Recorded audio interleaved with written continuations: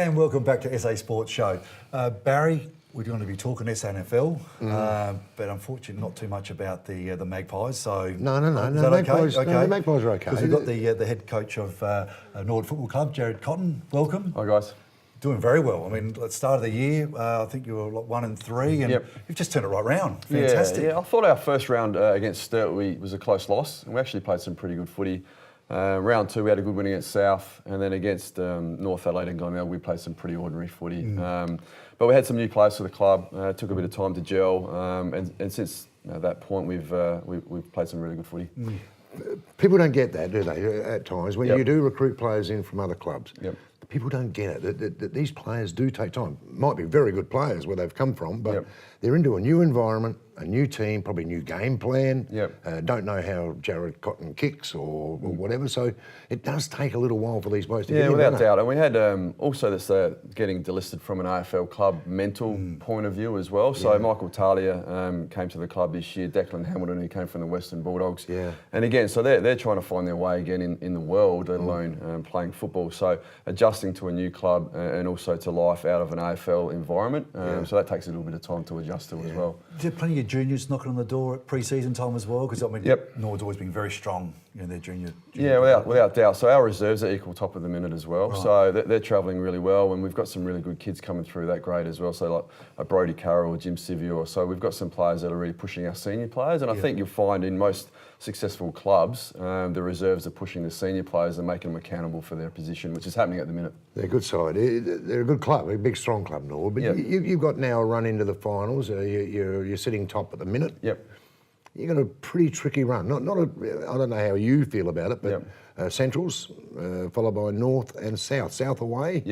They're good games, aren't they? They're probably good games to run into the finals. Yeah, definitely. Obviously, we want to go into the finals with some real hard games leading in, which we've got. So Central's at Elizabeth. It doesn't matter where they are in the ladder. It's a tough game to play at Elizabeth. And then obviously North Adelaide are playing some really good footy this year and touched us up earlier in the season. So that's got to be at home, which is obviously a benefit for us. And our home form's been really strong this year.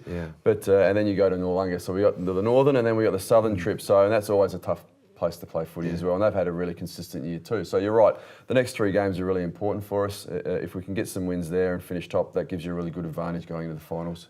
The top 4 or 5 teams this year, I mean, it just seems like there's so much strength in those clubs, and anyone can win on the day. I mean, you sort of toss a coin when you're at work, sort of trying to work out your tipping in the SNFL. Nord Eagles, Sturt Centrals, South North, South. So have you ever seen it this tight? The past few years, Sturt have probably been the real strong team, and the Eagles before that, and again, and then Central's dominated. They did as well. So, but this year, you're probably right. I mean, as we've won 11 in a row, but I still think that Sturt are obviously back-to-back premiers for a reason, playing some really strong footy now as well. The Eagles, their minor round form for the last 5-6 years has been excellent, and they're a very strong club. And then North Adelaide have gone to another level this year as well. So again, I think on the day, if you can get your best players playing at the right time and you have some confidence, I think any team can win. And if Port wins 6 of their last 3, they'll come get you as well. That's right. They'll probably finish down there. As you guys know as well, with the AFL clubs, obviously, if they have a lot of injuries in their AFL team, it does really make it hard for them to compete. They've got to bring development players in from local or country sort of clubs, and that makes it really hard for them. What's your relationship like with the AFL clubs, both footy clubs? Pretty good? Yeah, really good. I mean, I've spent 2 years at Adelaide as a development coach, so I still know quite a few people there. And I think it's fantastic for the competition to have them involved. It just becomes hard, like I said before, when they have a lot of injuries. It doesn't really give them the best opportunity to compete, which makes it hard on the competition. Still like playing still like playing Ports? Nord would still love playing Port. Without doubt. So we just played Port at Albion about 4 games ago, and that was a really good game because it had Jack Watts and a few other AFL listed players playing in that game. It was a really good challenge, and I think for the first 3 quarters, it was a really close game. It was very close, and the last quarter we sort of kicked away and played some really good footy. But Nord Port for me is still a great rivalry without doubt. What about yourself, Jarrod? Excellent player in your playing days, tick all the boxes there. Did you always want to be a coach? Because I've spoken to a close friend of both of ours, Jeremy Cheney, who's one of your coaches, and he's been coaching for a long time, and he said that you're the one coach that you don't leave any stone unturned, and he has learned so much from you. Yeah. Was it always in your blood to be a probably coach? not as a player. I didn't think about it too much, to be honest. My career got cut short. I had a back injury, and so from that point of view, I was only 27, and you sort of go, well, I don't want to finish yet. So that's what probably triggered me into coaching a little bit. I moved to Queensland and coached there for a little while. Came back and did some work with David Odie at Norwood, and then from there, just progression from there, really. And then the more I've done it, the more I've enjoyed it, and here we are. And you learn plenty from the other coaches as well, I'm sure. Yeah, without doubt. So I had Alan Stewart as a player, and he was fantastic for me. But Phil Walsh, when I was at Adelaide for the 2 years, just had a massive impact on me. The bloke down at South, he was no good? Oh, he was good. Ando was quite good. But no, Jarrod, it was fantastic. He was absolutely fantastic. But Walshy was another level. So in regards to not just the playing side of things, but also with people, the way he treated people and players and got the best out of them was awesome for me to be able to spend time with him. That must have been, that's a tragedy. 27, probably play your best footy. Yeah. Around about 27. What was your mind like after having to give it away? Yeah, I had a bulge disc in my back, and it wasn't just a small one, it was a really big one. So I had to have surgery, but it was never the same after that. So it was really frustrating because, like you said, I was just starting to probably sort of understand how to play the game and mature a fair bit at that point. But when it gets taken away from you, you definitely want to stay involved. And as you guys would know, being involved in any sporting club, the people you meet, the friends you make, it's just a great place to be. So that's why I wanted to stay involved. Who's the guy who looks after your coaches? Who are your assistants? So I've got Jeremy Cheney as a defensive coach. I've got Gavin Hughes as a past player from Norwood who does our forwards, and I've got James Saber, who I played with at Centrals. Oh yeah. So he's our midfield coach, and they're all excellent. I have another good friend of mine, Adam Smith, who's from Victoria, but he is like an opposition analysis and right-hand man. So yeah.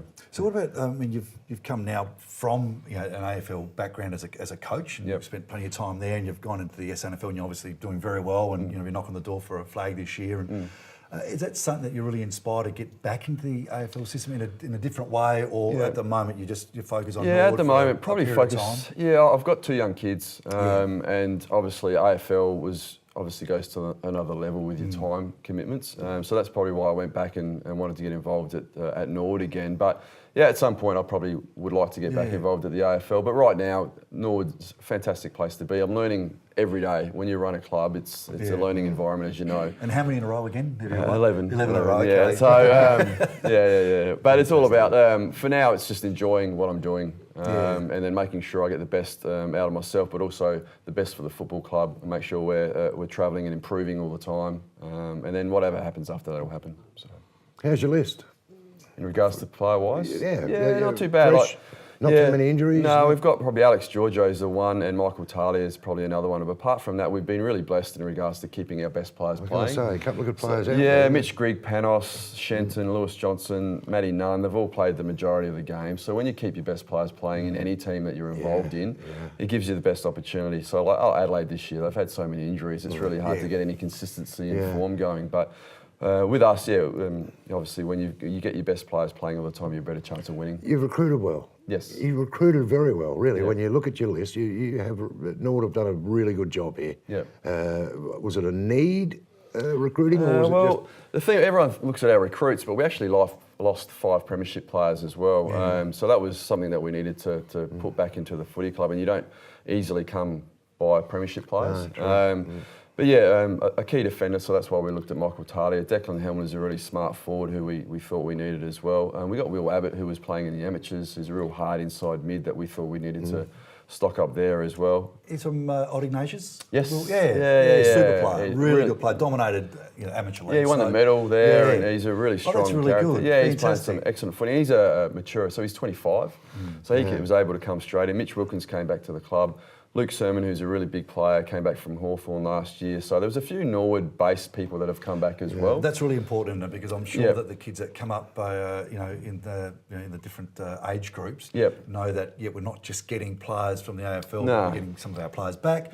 Sure, you need 1 or 2, but the main core is Norwood players. Yeah, without doubt. And again, we want to make sure we promote our juniors. You don't want to just look like you're getting players outside all the time, but we just needed to get a few in to fit those those holes that we need, and we thought we've done that really well. Josh Glenn came from. We went out to the country, and then we got lucky in some aspects with him. He was just looking for a club, and I managed to have a good conversation with him about where his footy was at and what he wanted to do, and gave him a second chance, and he's been excellent for us as well. He's an elite talent. I'm going to ask you really quickly about recruiting. Yep. You got a fella from Old Iggies now, an amateur player who won a medal. Yep. There's got to be a few more of them out there. There's got to be, in the amateurs, you see them. I go and watch a bit of amateur league football. Yep. There's some good players out there that probably have never had a crack at whatever. Yeah, for sure. And I know they're probably in all leagues and all that, but in particular the amateurs, I saw a lot of good players in my time. You think, wow, he could have gone and played. Yeah, without doubt. So you guys keep an eye on. We definitely do. So even North Adelaide this year had Brock Castry, who's playing at North Adelaide, and he's played every game as well, and he's a really good football player. Yeah, okay. I suppose for those guys, it's really whether they can make the adjustment to playing at that level. And training at that Yeah, level. The training's a big part, isn't It it? is, without doubt. The time element's really hard for those guys because you play amateurs, you might train twice, maybe once if you had work, and then play on the weekend, have a few beers with your mates, and the pressure's not quite the same. Early February, which is nice. Yeah, it's a bit different in November. So it really is a commitment thing of what you want to do with your time and whether you can invest. Because if you don't, it's a really hard environment to be part of. Well, you're not going to make it. No, because we have to compete, obviously, with the AFL club. So our training needs to be at a level to compete with those teams. So it's hard work. But if you want to be part of it, that's great. But yeah, we do. We still watch amateur teams and clubs and blokes that come back and forth and see if they're still around the mark. Yeah. So Well, Jarrod, all the very, very best. Yeah, good luck, mate. appreciate it. It hurts me to say that as well, but I hope you do really well this year. And firstly, great career as a player. Yep. And wow, what Doing you've well. done so far as a coach. Well done, mate. Yeah, thank All you the very best. much. Good on you, mate. Thanks, guys. Thanks for coming in. No worries. We're back soon.